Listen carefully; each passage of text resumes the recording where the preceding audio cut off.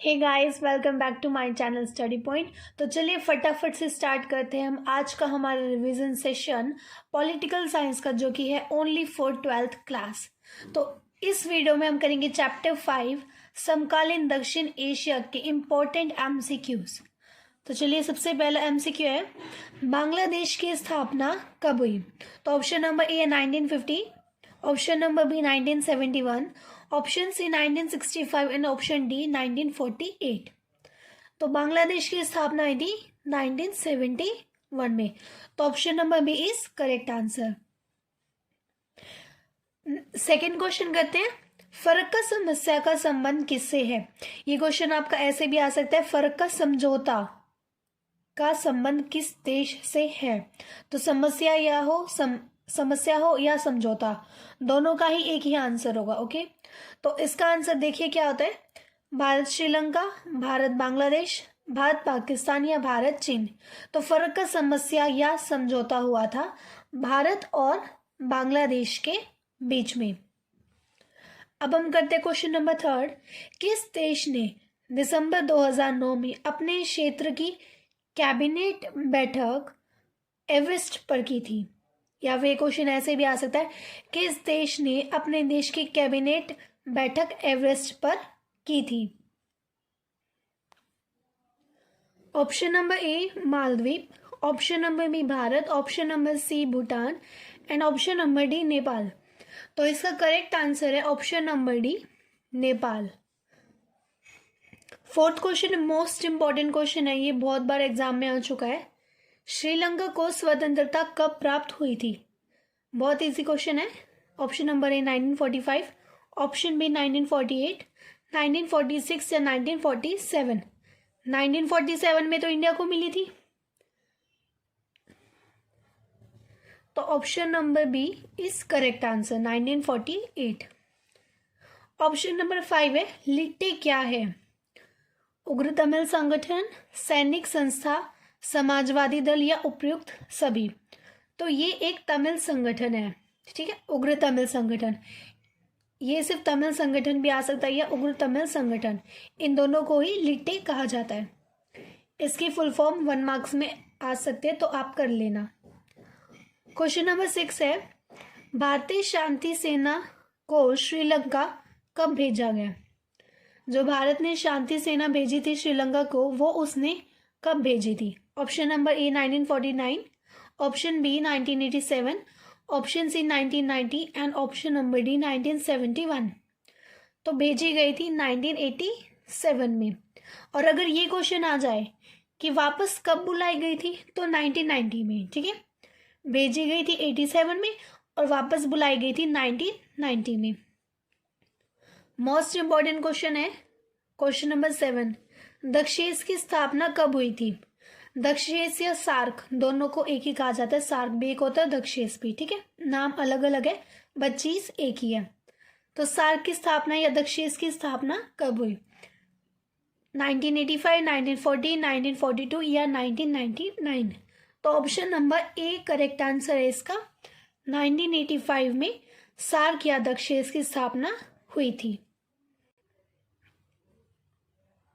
Question number 8, SAARC कहाँ का महत्वपूर्ण क्षेत्रीय संगठन है? या फिर ये भी आ सकता है, सार्क कहाँ का क्षेत्रीय संगठन है?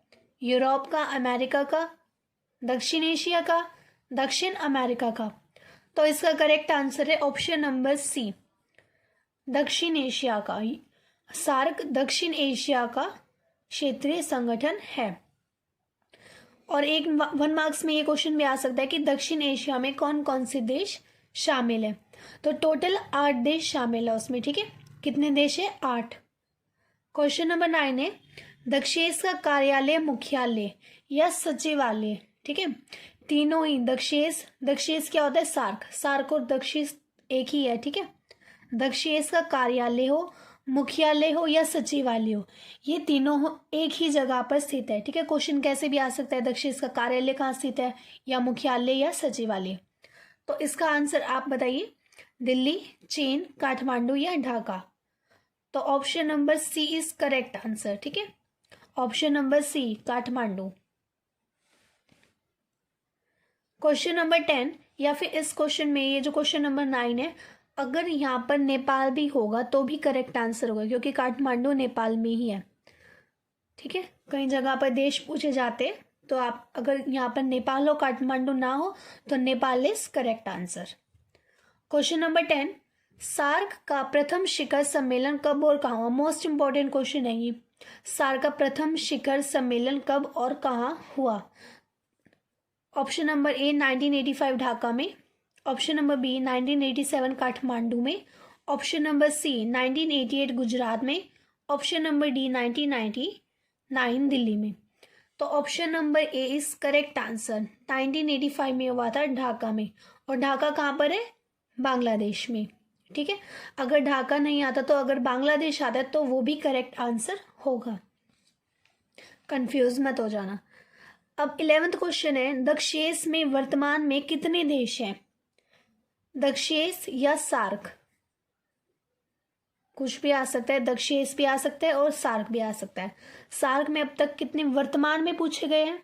वर्तमान में तो 8 देश है, और अगर थे में पास्ट में टेंस आए, पास्ट में सेंटेंस हो तो 7 थे, लेकिन वर्तमान में है तो मतलब 8 देश है। ठीक है, अब अफगानिस्तान को जोड़ लिया गया उसमें। क्वेश्चन नंबर 12, सार्क का 14वां शिखर सम्मेलन किस देश में हुआ? ऑप्शन नंबर ए भारत में, ऑप्शन नंबर बी पाकिस्तान में, ऑप्शन नंबर सी चीन में, ऑप्शन नंबर डी नेपाल में। ये क्वेश्चन भी कई बार आ जाता है। ये क्वेश्चन आपका 2011 में आया था, क्वेश्चन नंबर 12। तो इसका कौन सा ऑप्शन करेक्ट है? ऑप्शन नंबर ए भारत में। सार्क का 14वां शिखर सम्मेलन कहाँ पर हुआ था? भारत में। ठीक है, अब हम करते हैं क्वेश्चन नंबर 13। कच्छ थिबू द्वीप या कच्चा तिब्बू द्वीप, दोनों एक ही है। ठीक है, का मामला किन देशों के बीच में था? भारत पाकिस्तान के बीच में, भारत बांग्लादेश के बीच में, चीन नेपाल के बीच में, या भारत श्रीलंका के बीच में। तो इसका करेक्ट आंसर है ऑप्शन नंबर डी, भारत और श्रीलंका के बीच में। और ये कब हुआ था? कच्चा तिब्बू द्वीप पर विवाद कब हुआ था? ये क्वेश्चन भी आ सकता है। भारत और श्रीलंका के बीच कच्चा तिब्बू द्वीप पर विवाद कब हुआ था? तो हुआ था 1974 में। एक क्वेश्चन आपका वेरी शॉर्ट 2 मार्क्स में भी आ सकता है कि भारत ने कच्चा तिब्बू द्वीप श्रीलंका को क्यों दे दिया? तो इसका आंसर आप ये लिखना, भारत ने कच्चा तिब्बू द्वीप श्रीलंका को इसलिए दे दिया था ताकि श्रीलंका और भारत के बीच में मधुर संबंध बने रहे। ठीक है, अपने संबंधों को श्रीलंका के साथ अच्छा बनाने के लिए उसने ऐसा किया। चलिए बढ़ते हैं अब क्वेश्चन नंबर 14 पर। क्वेश्चन नंबर 14 है, चीन ने भारत पर आक्रमण कब किया? बहुत बार पूछा जाता है और अधिकतर लेसन में है, 3-4 लेसन ऐसे होंगे। ये 11th में भी क्वेश्चन था आपके पास, चीन ने भारत पर आक्रमण कब किया? तो 1962, 1971, 1965, 1947।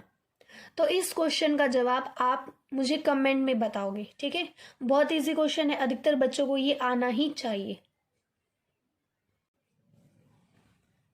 अब हम करते हैं क्वेश्चन नंबर 15। नेपाल में लोकतंत्र की स्थापना कब हुई?